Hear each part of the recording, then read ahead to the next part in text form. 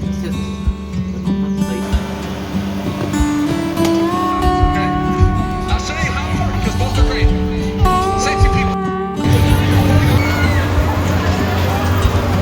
জানেন, আমেরিকার এই শিকাগোতে যেমন উইন্টারের দিনগুলো একদম ঘরবন্দি অবস্থায় কাটে, তেমনি সামারের দিনগুলো কাটে ভীষণ হ্যাপেনিং ভাবে।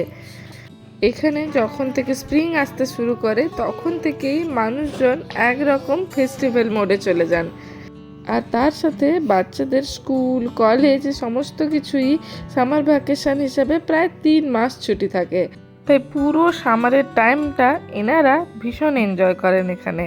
তো আজ গত বছর সামারের সময়ের আমাদের একটি দিনের গল্প শেয়ার করি আপনাদের সাথে।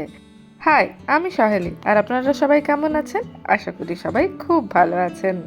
তো এই দিনটি ছিল শুক্রবার আর তারিখটি ছিল 4th জুলাই। আর এই টাইমটিতে ওই সকাল 8টা মতো বেজেছিল। টুকুস ঘুম থেকে উঠে পড়েছিল, ওর ব্রেকফাস্ট হয়ে গিয়েছিল।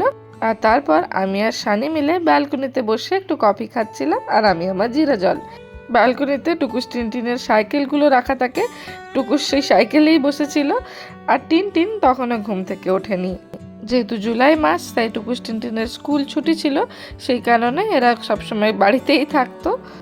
আর সামারের টাইমে আমাদের ব্যালকনি থেকে বাইরটা ঠিক এইরকম দেখতে লাগতো, চারিদিক পুরো সবুজে সবুজ। আর এখন কেমন লাগে সে তো আপনারা আমার আগের ব্লগগুলোতে দেখিয়েছেন। দুটো টাইমের ছবি তুলে পাশাপাশি রাখলে মেলাতেই পারা যায় না। অ্যাকচুয়ালি এই 4th জুলাই আমেরিকার এক স্পেশাল দিন।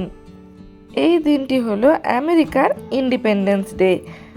তো আমরা যেভাবে আমাদের ইন্ডিপেন্ডেন্স ডে পালন করি, ইনারা ইনাদের ইন্ডিপেন্ডেন্স ডে পালন করে, বাট একটু অন্যরকমভাবে।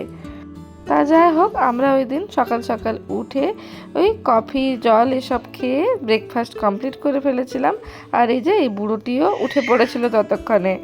আর উঠেই এনাদের কাণ্ড কারখানা দেখেছেন, সোফার সমস্ত বালিশগুলোকে নামিয়ে আরাম কেদানের মতো করে আরাম কোয়াচ্ছে।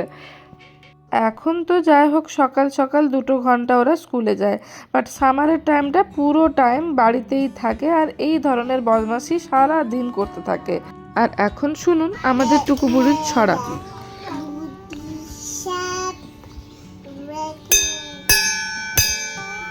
যে সাপে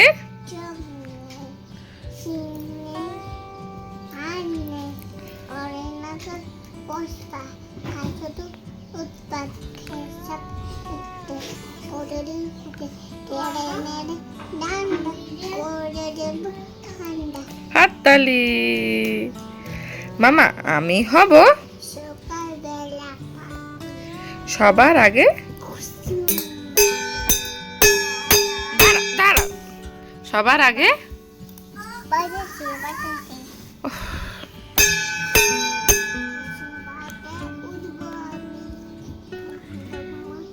সুজি মামা বলো বাবুদের।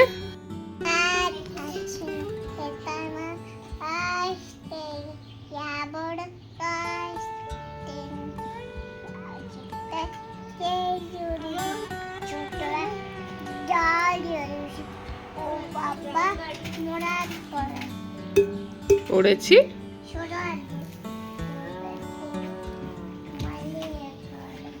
সে ছিল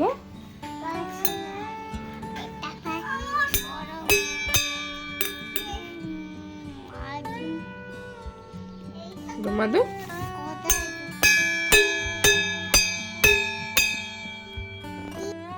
তো এই দুজন তো এখানে খেলাধুলায় ছিল ব্যস্ত, আর আমি এবার ওদেরকে এখানে খেলতে ছেড়ে দিয়ে রান্নাঘরে গেছিলাম রান্না বান্না চাপাবো বলে।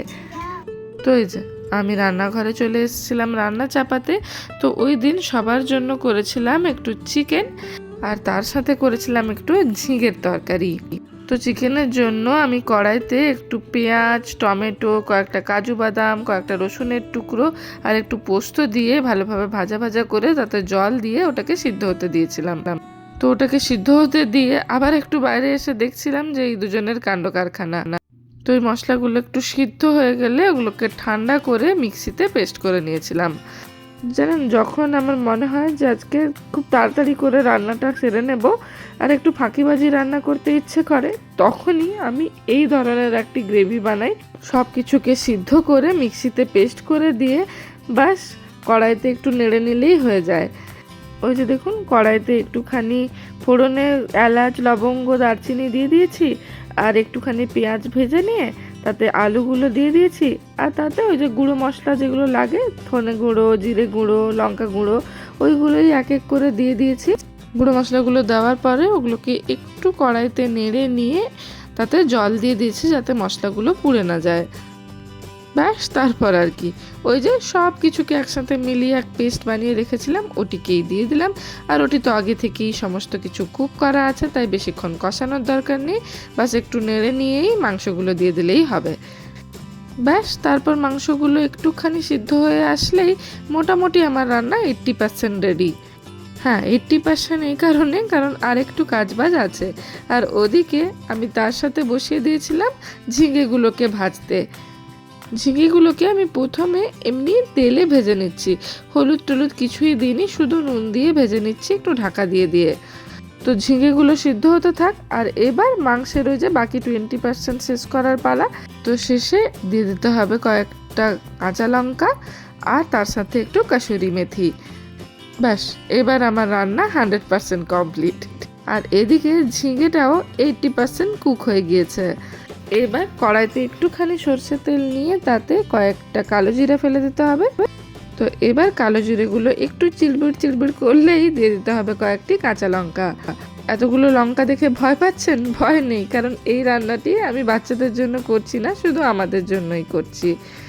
তো তারপরে কড়াইতে দিয়ে দিয়েছিলাম সমস্ত গুঁড়ো মশলাগুলো দিয়ে বানানো একটি ঘোল মতো, মানে ওই হলুদ গুঁড়ো, জিরে গুঁড়ো, ধনে গুঁড়ো আর লঙ্কা গুঁড়োকে একটি জলে একটু ঘোল মতো বানিয়ে ওটি কড়াইতে দিয়ে দিতে হবে। ডাইরেক্ট মশলাগুলো দিয়ে দিলে জ্বলে যাবে।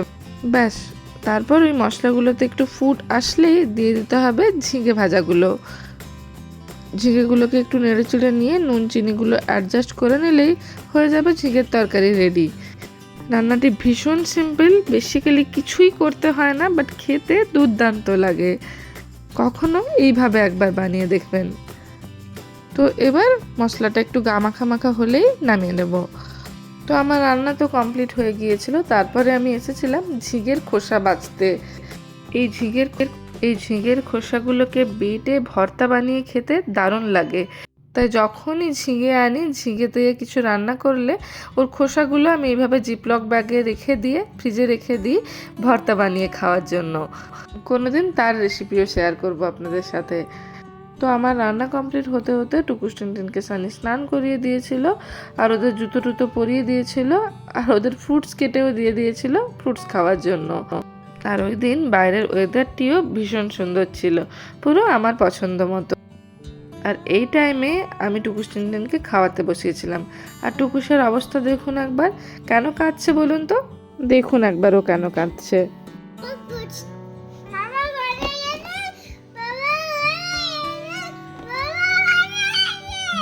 বাবা বাথরুমে গেছে।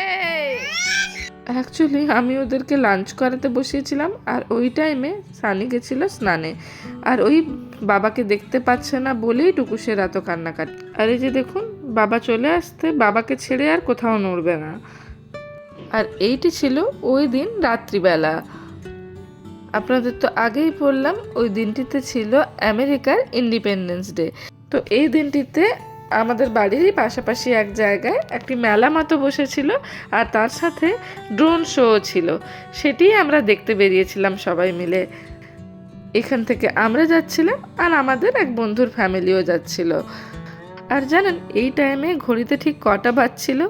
এই টাইমে ঘড়িতে বাজছিল প্রায় রাত 9টা।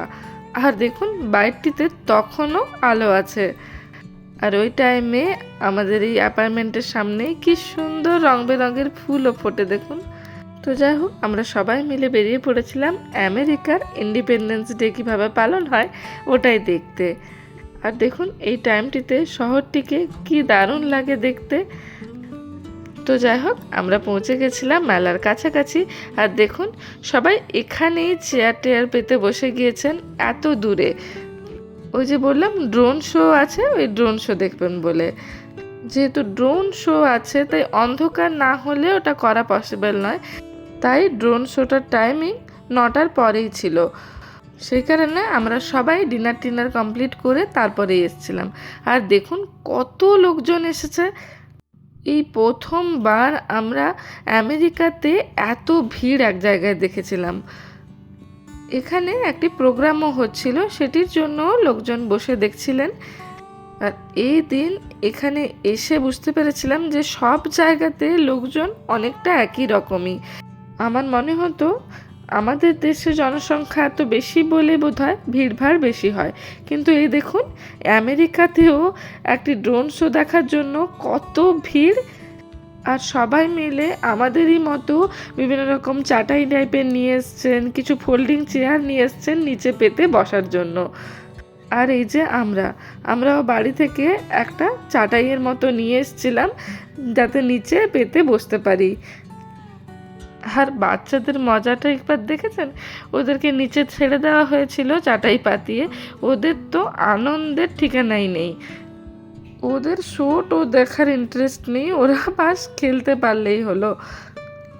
আর ওই যে বললাম আমাদের সাথে আমাদের এক বন্ধুর ফ্যামিলিও আসছে, তো সেই কারণে টুকুস টিনটিনের সাথে ওদের আরেক বন্ধুও আছে। অ্যাকচুয়ালি আমরা ওই টাইমে ওয়েট করছিলাম ড্রোন শোটি শুরু হওয়ার জন্য। আর চারিদিকটা একবার দেখুন, শুধু লোকে লোকারণ্য। আমরা হয়তো শুধুই ইন্ডিয়াকে বদনাম করি, জানেন, যে ভিড় বেশি এখানে, বাট এদেশে এসে বুঝতে পেরেছিলাম যেখানেই মানুষজন ফ্রিতে কিছু পাবে ওখানে ভিড় তো হবেই। তো যাই হোক, আমরা বসে ওয়েট করতে করতেই শুরু হয়ে গিয়েছিল ড্রোন শোটি ভীষণ ভালো হয়েছিল। অ্যাকচুয়ালি এখানে আমেরিকান হিস্ট্রিটাকেই ড্রোন শোতে ওনারা দেখাচ্ছিলেন। যেহেতু আমাদের আমেরিকান পুরো হিস্ট্রি ঠিকভাবে জানা নেই, তাই আমরা সব কিছু বুঝতে পারিনি ঠিকই, বাট ড্রোন শোটি দেখতে ভীষণ ভালো লাগছিল।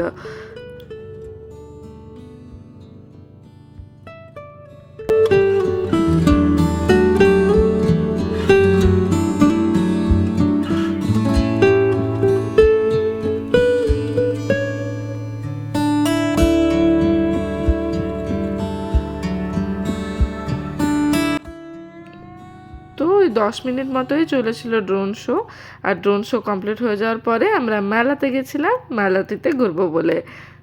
অ্যাকচুয়ালি এটি এক্স্যাক্টলি আমাদের যেমন মেলা বসে তেমনি মেলাই, বাট ইনারা এটিকে বলেন কার্নিভ্যাল। আর ইন্ডিয়ার মেলা থেকে এখানকার মেলাগুলোতে পার্থক্য এটাই যে ইন্ডিয়াতে যেমন প্রচুর দোকানপাট আসে মেলাতে, এখানে দোকানপাটের সংখ্যা খুব কম। এখানে এরকম বিভিন্ন রকমের রাইডস থাকে, প্রচুর রাইডস ছিল মেলাটিতে। কিছু কিছু রাইডস তো একদম ইউনিক ছিল আর ভীষণ ভয়ঙ্করও ছিল। হয়তো অনেকের কাছেই রাইডসগুলো ভীষণ এক্সাইটিং লাগে, বাট আমার না কোনো রাইডসই খুব একটা পছন্দ হয় না। আমি অ্যাকচুয়ালি রাইডসগুলোতে চড়তে ভীষণ ভয় পাই। ইন্ডিয়াতেও আমি কখনো নাগরদোলাতে উঠিনি, জানেন। আমার জন্য ওই যে বাচ্চাদের ছোট ছোট রাইডসগুলো হয় ওগুলোই ঠিক আছে। আর এই যে দোকানপাটগুলো দেখছেন বিভিন্ন রকম সফট টয়েজের, এগুলোও এক ধরনের গেম, ওই লটারির মতো। গেম খেলে জিততে পারলে তবেই সফট টয়েসগুলো আপনি পেতে পারেন। আসলে ইন্ডিয়ার মেলাতে যেমন প্রচুর দোকানপাট আসে, বিভিন্ন রকমের জুয়েলারির দোকান, জামা কাপড়ের দোকান, খাবারের দোকান, এখানে ওই রকম দোকানপাট খুব একটা থাকে না। এখানে এই বিভিন্ন রকমের গেম, রাইডস আর কিছু খাবারের দোকান থাকে। আমরা তো শুধুমাত্র মেলাটি ঘুরেই দেখেছিলাম, কোনো রাইডসে উঠিনি। বা শুধুমাত্র যেহেতু মেলা গেছি একটু স্ন্যাকিং না করলে হয়। এই যে খাবারটি আমরা খাচ্ছিলাম এটিকে বলে ফ্যানেল কেক। অনেকটা আমাদের ওই ছাঁকা পিঠার মতো খেতে, জানেন, উপরে শুধু সুগার ডাস্ট করা থাকে। আর এই রাইডটি একবার দেখুন, এরকম কোনো রাইড দেখেছেন কখনো ইন্ডিয়াতে? এটিকে দেখেই ভয় লাগছিল, কিভাবে মানুষ এই রাইডগুলো করে কে জানে। তো যাই হোক, আমরা বেশ অনেকটা ক্ষণ ওই দিন মেলাতে কাটিয়েছিলাম, প্রায় রাত্রি 11টা বেজে গেছিলো এই টাইমে। তারপরে আমরা ফিরে এসেছিলাম বাড়ি। তো এই ছিল আমাদের আমেরিকাতে দেখা আমেরিকান ইন্ডিপেন্ডেন্স ডে পালন। চলুন ভিডিওটি এখানেই শেষ করলাম। আমার ভিডিওটি ভালো লাগলে একটি লাইক করে দেবেন আর আমার চ্যানেলটিকে সাবস্ক্রাইব করে রাখবেন। আমি কিন্তু আবার আসবো আপনাদের সাথে আমার এই ছোট ছোট গল্পগুলো করতে। আজকের মতো এইটুকুই। Thanks for watching. বাই।